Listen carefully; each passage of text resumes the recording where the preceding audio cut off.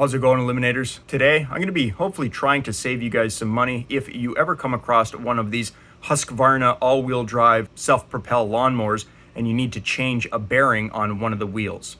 So with that being said, let's get right into it. So in the shop today, I am working on a Husqvarna all-wheel drive lawnmower. So basically the crankshaft comes down to a pulley in the middle and there's a belt that goes to a rear transmission and a front transmission as well. So dual transmissions, you know, these things aren't super complex, but they run into an issue with the drive bearings, and usually the bearings at the back go before the ones at the front because, you know, when you're cutting grass, you push down on the handle to pivot it to make a turn, right? So there's a lot of stress on these rear bearings, and that is going to be the focus of today's video. Just for reference, there is the product number there and also the model number. So I have what's left of one of the bearings here. You guys can see that there's absolutely nothing inside of this anymore. All of the ball bearings completely ground away. So as my customer was using this mower, he noticed that there was a little bit of grinding noise coming from the rear end. He thought he blew the transmission and he brought it in to basically have me just do a quick diagnosis. And I diagnosed that it was a bad bearing and that the transmission was fine. One of the quick ways you can diagnose whether the transmission is good is pull off the wheel, go up to your drive lever there and put tension onto it. That will put tension on the drive belt. And then what you're going to want to do is slowly pull on the recoil to turn over the engine. And what that'll do is it'll turn the belt and rotate the transmissions. And if you can see the axle at the back and the front moving, then you know that the transmissions are good. And in the case of this mower, it was just a bad bearing. And this is where the issues start happening when people try to order parts. So putting that product number into Google, you will find on Parts Tree here a parts diagram. And right there is the bearing. Might be hard to see. However, what you'll notice is that there's no number and arrow pointing to just the bearing itself. Instead, we have a number 15 with an arrow pointing to the entire bracket and wheel carrier assembly. And like I said, even though it shows the bearing here in the diagram, there is no listing for it on the parts diagram, which means you're not going to be able to click a link to find the part number. They want to sell you the entire bracket assembly with the bearing pre-installed.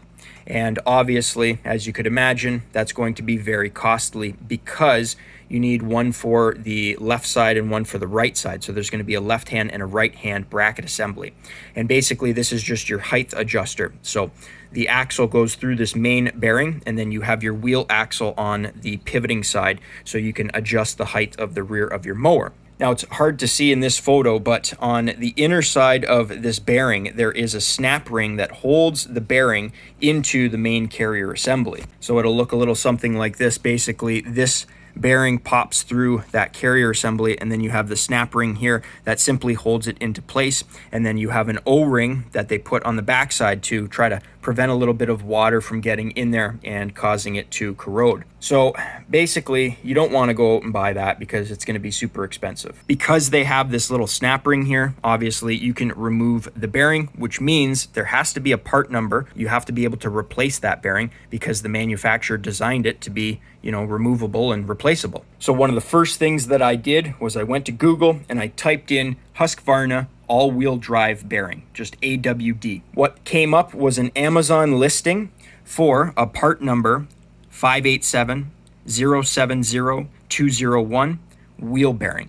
I clicked on that link and I'm going to put a picture up on screen. That is going to be the original bearing, and you can in fact buy just that bearing. However, what I want to point out to you guys is on the 587070201, so that's going to be the original. On the back side of the bearing, you're going to notice that it almost has like a metal housing. It really doesn't look like it's a sealed bearing with a rubber seal on it. And therein lies one of the issues. So on the back side of that bearing, they really didn't seal it all that well. Water gets in there, it corrodes and rusts the ball bearings inside of there. They start to just completely degrade, and then you end up with this problem here where the ball bearings just force their way out and you end up having a grinding, and the transmission may even seize up completely. So what you want to do is buy the 587-07-02-02. So basically you're going from the 01 at the end to the 02, and the difference is going to be, check this out, they have a nice rubber seal. So this is what looks to be like an R8 RS, and RS basically stands for sealed side. If it was a 2RS, you would have a rubber seal on both sides. And this bearing is superior to the older style because now it's going to prevent moisture and water from getting into those ball bearings. They pack these with grease before they seal them, so they come pre-greased.